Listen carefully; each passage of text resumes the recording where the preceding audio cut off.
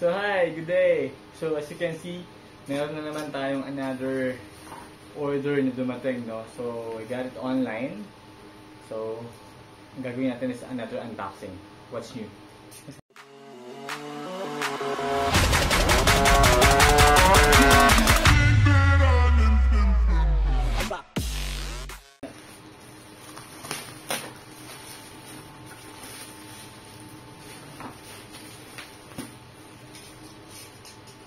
Bakit nga ba tayo mas madalas nag-ano to online?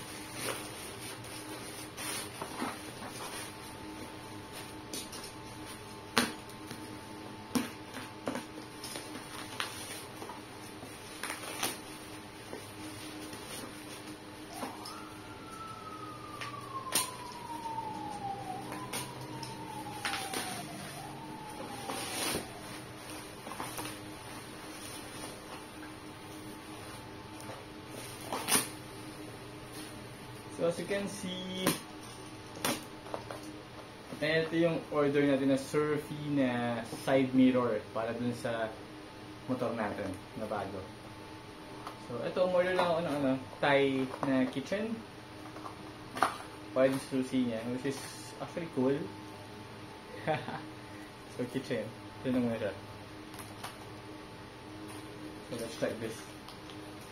May mga kasama siyang nuts and bolts and Allen wrench.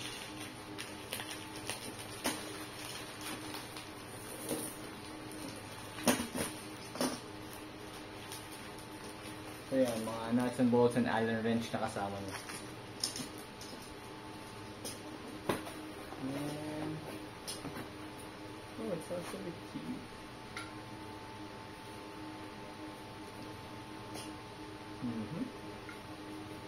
And the other one, wow. It's actually aluminum. Nice. So, check natin ito pag nakakabit na sa motor. As of now, priority ko talaga yung malaki. Check natin yung malaki.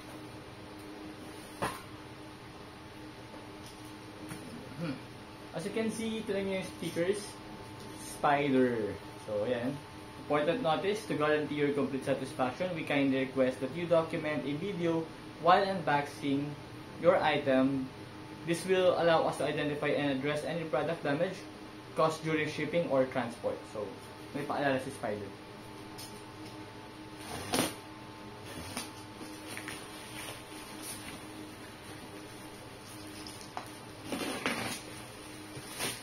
So, recently kasi alam yun, nakakasawang actually, hindi nakakapagod na palaging full face helmet yung gamit natin. Kaya, nakita nyo before, nag-review din ako ng half face versus yung LS2 na LS2.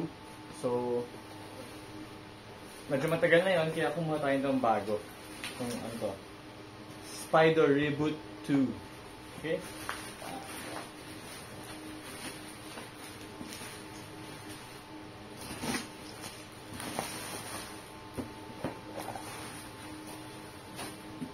Here it is. Spider helmet. So let's open it.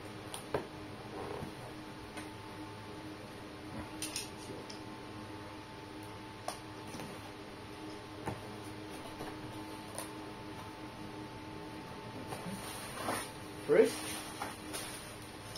yes, katulad ng na-review natin na Julie helmet, meron po siyang free na clear visor, as you can see. Then, oh, diba? May free na clear visor. Diba rin dito. Then, the helmet itself. And wala na. Okay. So, may pa-stop sock. Then, the helmet itself. Mahilig ako sa mga matte color, kaya kung papansin nyo, matte din yung kulay ng motor natin. Well, for me, it's good. Ang ganda niya actually. Diba? Hindi natin sticker.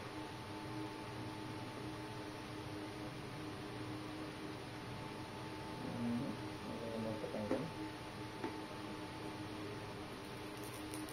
So then, tanggalin na natin ito.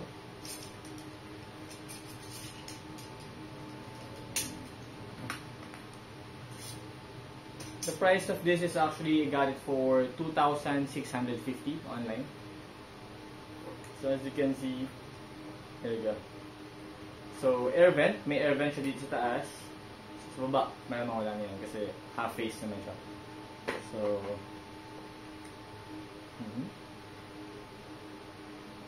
so same old. Tatanggalin natin lahat ng pads, then para malaman natin kung paano tanggalin yung mga pads at paano rin siya ibalik. Okay? So this is actually a size, large size helmet.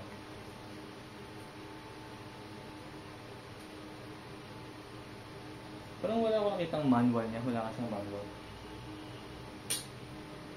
So yun, may lock. Okay, may quick release.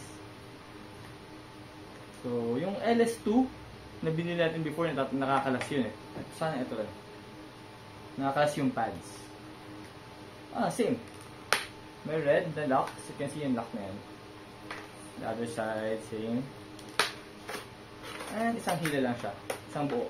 Pareho lang sa LS2. So yun na siya. Ganun kadali lang siya. So hindi ko pwede rin siya lagyan ng intercom. So may mini contour din dito. May half na contour. So kaya yan. Mini contour. Nice. Hindi natin kung paano tinatanggal yung visor. Naman tayo lahat tinatanggal.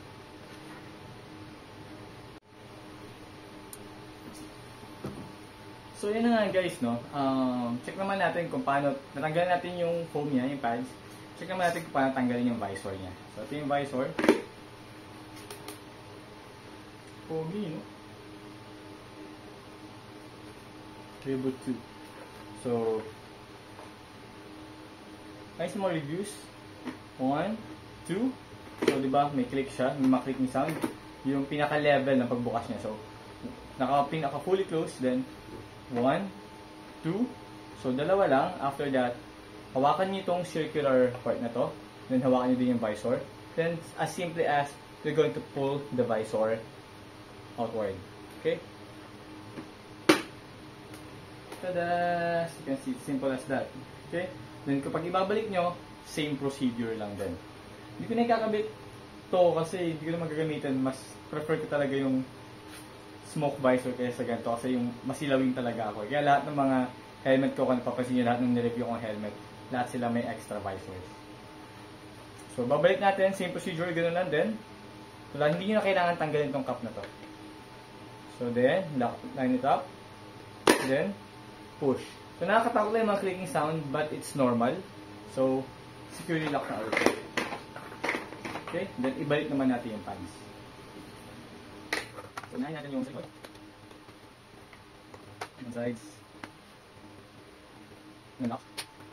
Yung side. Yung lock. Then, front.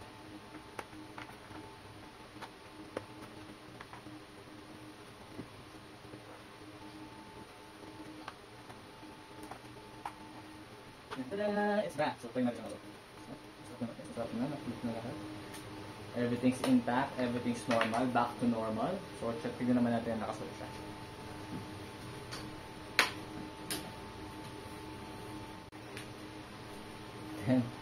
Tada! Nakasuot na siya, no? So, large ako. So, lahat naman ng helmet ko, actually, sa HJC lang talaga ako XL. KYT, LS2, Gile, lahat large. And, yeah, then this one, Spider, large din. Sa HJC talaga medyo maliit yung ano nila, pad. Makakapal kasi sobrang kapal ng pads nila. So yan, so large helmet, tingnan natin. Nice. Check.